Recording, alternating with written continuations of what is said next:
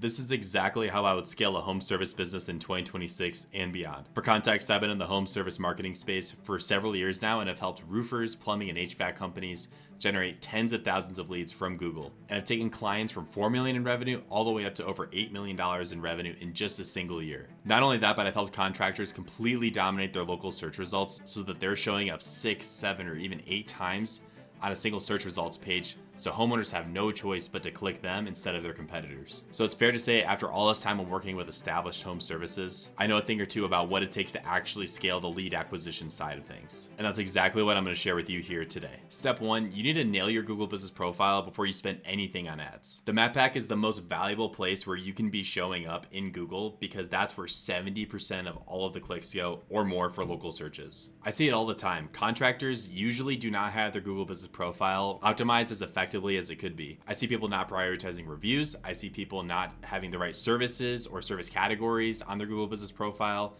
You name it. There are so many issues that could be had with the Google Business Profile that you need to have fully optimized. To actually get your business to appear at the top of the Google search results and the map pack, the most important thing for you to have is a lot of reviews and a lot of good quality reviews, and you replying to every single one of them, even the negative ones. Now, if you've been around the block, this is not the first time that you've heard this, but it needs to be said because this is so important for you to actually rank at the top of the Google search results for people that are searching for your services. Now, if you're already asking for reviews after every single job immediately, then you're doing a great job.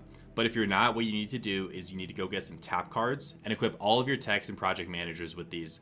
So as soon as they finish on site, they can go up to the homeowner and say, hey, could you leave us a quick 5-star review for our services? Now, if you've just been going along and have been doing your work and not asking for reviews, you'll need to go back retroactively, pull all of the past jobs that you've done, and send out a mass email to all of your past jobs to request a review.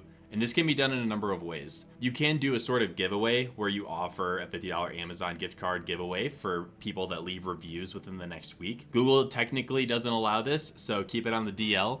But I've never seen anybody get in trouble for it. So not going to tell you to do it, but definitely something to think about. For our clients that want to do this, we typically do this through a tool called Go High Level. Many of you guys are familiar with it. But essentially you run a full campaign for everybody that they've worked with in the past. We put them through a filter so that anybody that leaves a 3-star, 2-star, 1-star review just goes back to a feedback form instead of actually publishing that review on Google, so that you don't get some of those, less desirable reviews. But all the 4 and 5-star reviews do get passed along to Google. They leave their review and then they get entered into the drawing to win the gift card. And then, at the end of the week or whatever time period that you decide, you can do the drawing and actually give somebody a gift card. But ideally, you get a good influx of reviews by doing this. And this can be done through email and text message. So we help our clients set this up, and it's called a review reactivation campaign. So if you haven't been collecting reviews and you're only sitting at like 15, 20, 30 reviews, definitely need to go do this. And so we can help you with that if you need it. So once you got a good amount of reviews and you start getting a little bit more traction with your Google Business Profile, everything's optimized there, then you can start shifting your attention to the website, which is step number 2 here. And this is going to be the next piece for actually getting in an inbound organic lead flow from Google. Now, the biggest issue that I see with contractor websites usually is, first of all, they aren't very pretty. So people aren't very compelled to actually move forward with them when they actually land on the website. That's a separate issue. In terms of actually just getting traffic to the website, you need to have your location listed across the website. You need to have your services listed across the website. You would think Google is smart enough to know these things, but if you're not explicitly saying your location and services in the content of your website, and that's in the heading tags, that's in the meta tags, that's throughout the body of the website, then it's not going to know what you do, and it's not going to rank you for those search terms. Now you might be wondering, I do a lot of services and I work in a lot of different cities and areas around a major metro. How do I stuff all that onto my homepage and expect to rank for everything? And the answer is that you don't, right? You have to build a site architecture around all of your services and your cities. So what does that mean? It means that you need to have specific pages on your website that address every single service that you do individually. So that means that you need to have a page for your air duct cleaning, your air conditioning repair, your heating repair, your heat pumps. Every individual service that you do needs to have its own page. The reason is that Google is not going to rank your homepage for every single thing that you do, but it will rank individual service pages for these very, very important keywords. And again, we want to focus on the service pages because these are the pages that when somebody searches for heat pump repair near me, they're actually looking for that service and are likely to convert. Now, to take it a step further is that you need to do every single service that you do in every major city or location that you operate in. So if you're in Denver, you should have a heat pump repair in Denver, a heat pump repair in Boulder, a heat pump repair in whatever other major metros that you operate in. And then you can keep chunking down and getting into smaller and smaller areas. Now, there is a certain point where you don't need to continue building all these service pages. Sometimes I see people take it way to the extreme and getting way too niche with these service pages. You can keep it fairly broad, but you do need to be specific enough to where when you actually search the search term for heat pump repair near whatever city, it has its own unique set of search results. So that's the stress test. Take the search term that you want to rank for, put it into Google. What do you see? Do you see a bunch of home pages or do you see a bunch of specific service pages? And that'll tell you what you need to do. So the way that we do this for our clients is that we usually make a list of all the services that they offer and we rank them from what's the most profitable to what's the least profitable. And we want to go after the most profitable ones first, obviously, and start getting a little bit more of those jobs in. And then we make a list of all these service areas that they operate in. And we just go page by page. Let's hit the most profitable services in the most profitable and affluent service areas. And we create pages for each one of those until we get through all of the services in all of the major service areas. And what we're left with is a completely built out site that completely covers all of their services and all of their service areas. And the ranking for all of them and getting jobs and traffic for everything that they do and where they want to do it. By the way, if you're watching this and thinking, I really need this for my business, but I just don't want to take the time to figure it out for myself, click on the first link in the description and book a call with me directly. I work exclusively with home service companies doing over $1 million a year in revenue, and we'll install our entire Google system into your business that will have you ranking in the map pack, the organic results. We'll get your LSAs rocking, your PPC rocking, and you'll have more leads than you know what to do with before you know it.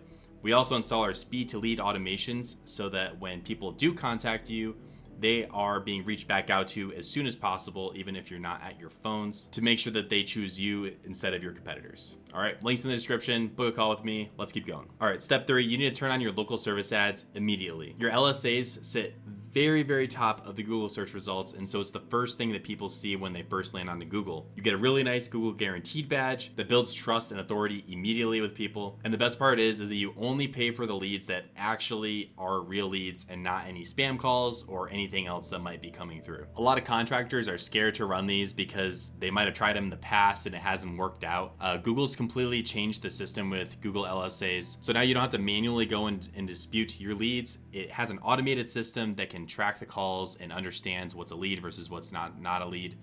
Most of the time, it has a pretty high accuracy with only charging you for the actual leads. Now, the key here to actually get it to work is to respond to the leads as soon as you can. It should be immediate. You should be picking up the phone. So don't set it to 24/7 if you're not going to be answering the phone 24/7. You need to be getting back to these people right away, and Google will reward you with more leads the more you do this. The second big issue that I see is people don't usually have enough photos in there of what you're actually doing and the services that you do. And number 2, the budget is usually set way too low. I know it says that you're going to spend a certain amount per week in the platform, but it always spends way under that. So you should be setting it to something that's higher than what you're comfortable with spending, and it's only going to spend a portion of that, so just trust. If it does start kind of creeping up on that budget and spending more than you want, then you can adjust it then.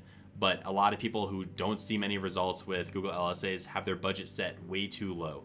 You can even set it to something crazy like $10,000 a week, and it will probably only spend several hundred of what you actually do. So the more you set it to, the more it'll start showing you up for those types of services. So little hack there. Give it a try. All right, so step 4, you should now be ranking in the Google Maps, the Google organic results, and the LSAs. So that's 3 places on Google that you can be ranking. Now, this step, we want to make sure that we start syncing these up and targeting the same keywords for all 3 of these.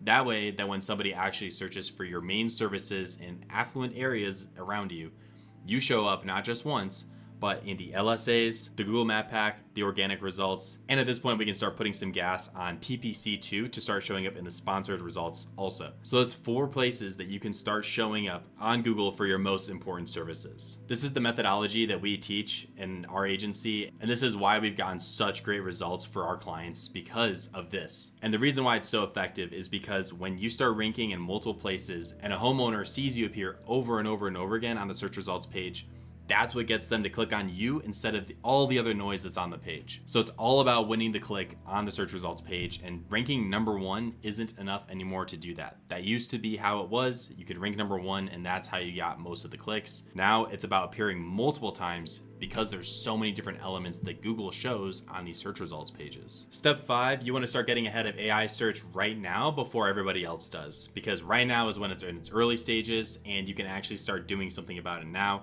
and build your own moat around AI search. Now, the types of things that people actually search into AI is going to be a lot different than what we're typically seeing with Google. So people are going to be searching more long form questions and actually describing the problems that they have. They can upload pictures to AI of what they're experiencing. So the way to address this is with more long form answers. So we want to have a lot of content on our website that talks about what to do in specific situations and how to handle different things, include your own photos, and then be able to use this as context for AI to answer the questions that homeowners might be searching. Every time that AI uses your content to provide an answer to people, it will give you a shout out and it will give you a link back to your website, and then people can click on that and find you that way. So it's really important to not just think about how to rank for, electricians near me or HVAC companies near me, but also all the long form stuff. When somebody is experiencing an issue, they will take that into ChatGPT and ask ChatGPT what to do. Now, when you do want to start showing up for more of the direct queries like HVAC contractor near me, there's a few different things that AI uses to actually determine who to show for this, and it's different for every AI tool. So ChatGPT actually doesn't look at Google reviews usually, but Gemini will, for example. And so you have to start thinking about not just Google, but all of these other platforms that they could be looking at. So your Facebook profile has reviews, Yelp has reviews. A big thing that it looks at is the Better Business Bureau website. And so you have to have your profile set up on there and something live on there. All of these AI tools, like I said, use different mechanisms to determine who to show. But generally, if you just go into all of these different tools and you start messing around with it, you'll see some common themes about what it's using to reference, and it's always third-party tools. So really build up your presence across the entire online ecosystem that ChatGPT and Gemini and Perplexity and Claude are going to be using, and really build yourself up across the entire internet, not just focusing on one area. The biggest common factor between all of them, though, however, always comes back to reviews and the actual quality of reviews. And so all these AI tools are looking at the actual content that's in the reviews, what people are saying, and they're using that as the most leverage as to who to show first. So it always goes back to have the best reviews, have the best quality reviews, entice people to leave longer reviews that actually describe the work you do, and that's going to help you out with your SEO and your AI search as well. Lastly here, step 6 is going to be, like I mentioned earlier, the speed to lead automations, which is a very, very, very important part of this, because you can drive all of the traffic and leads in the world, and if you're not actually capitalizing on it, then you're not going to make any money. Realistically, in this day and age, people have the attention span of squirrels, and so they're not going to sit around for days waiting for you to call them back. They're going to be going down to the next contractor on the list, whether it's an AI or Google or Yellow Pages, and they're going to contact them, and whoever gets back to them first is most likely to win that job. So you see the term speed to lead get thrown around a lot in today's world, especially with AI and all these automation tools being built up to actually be able to respond to people faster. But what does it actually look like when it's working effectively? When somebody calls you, do you have somebody answering the phone, or do you have a newer AI automation system answering the phone for every single call that comes through? Most importantly, what happens during after hours and on weekends when you guys are closed? If people don't hear back at all until the next day, like not even a text message or email or anything until the next day when somebody physically gets on the phone to call them, then that's way too long. They've already moved on. They're already on the next contractor. They're not going to work with you, period. Now, what actually happens when somebody calls you guys, and what should be happening? So A, somebody actually picks up the phone, like a real human picks up the phone to talk to the person. B, you have an AI system answer the phone and talk to the person. This should be 24/7 since it's AI, it doesn't sleep. And they could actually schedule jobs and handle some basic questions typically from people I've talked to a few of these on the phone, and some of them do work pretty well. A lot of them are pretty terrible, but the technology is absolutely getting better, so it's something that you should be working to get ahead of right now. Third, if they call and it goes to voicemail, they should at least be getting a text back right away saying, hey, I'm busy right now, I'll give you a call back as soon as possible. And this is just an automated text message that goes to people that have gone to voicemail. Either way, no matter what happens, any single lead that comes in needs to get put into a follow-up sequence, an email nurture sequence, and a text message sequence. Now, the goal with the follow-up sequences is not to just close the deal over text message and email, right? The goal is to stay top of mind because people don't always make a decision right away. Now, if it's an emergency, that's different. But sometimes people will call you and they'll get busy with their life. Everybody's busy these days. So the goal is to just stay top of mind because it might be a few days before they come back around and actually make a decision on who they're going to go with and have somebody come out. So the goal here is to stay top of mind. You want to send several emails throughout the week. You want to send several text messages throughout the week. We help set these up for our clients and we make sure that it's done very tastefully so that we're not bothering people. But the key here, like I said, is to just stay top of mind and to entice them to choose you over anybody else that they might have also reached out to. So there's a lot more to speed to lead than that. This is very, very high level. I don't want to just flood you with a ton of information about this. But at the end of the day, get back to people as quickly as possible. Every second that you wait is lowering your percentage that you're going to actually close them. And I've seen companies increase their conversion rate and their bottom line revenue by 50% just by cleaning up this end of their system and their process. So it's extremely important. If you have leads, focus on getting speed to lead, and that's going to be the next lever that you can pull to increase your revenue and actually capitalize on the leads that are coming in. Now, you've probably tried some of these strategies before, like SEO or PPC or Google Ads, and it hasn't worked for you for one reason or another.